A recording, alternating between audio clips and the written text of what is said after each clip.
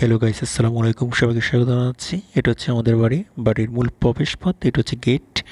আজকে ফুলগাজী উপজেলায় ভোট উপলক্ষে প্রথমে সকালে বাড়িতে গিয়েছিলাম। এটা হচ্ছে আমাদের বাড়ির আম গাছ। আমগুলো দেখতে অনেক মজা, অনেক সুন্দর, খেতে অনেক মজা। আর নতুন আম ধরেছে গাছে, নতুন বছরের নতুন আম। এটা হচ্ছে আমাদের বাড়ির ভিউটা।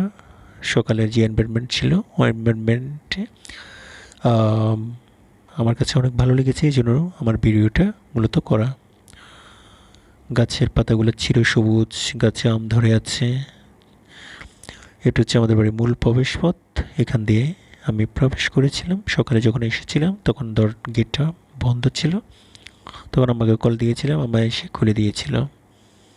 এটা হচ্ছে আমাদের বাড়ির আম বাগান। আম বাগানে অনেক ধরনের আম গাছ আছে। বিভিন্ন জাতের আম গাছে বিভিন্ন ধরনের ফল ধরেছে। যদিও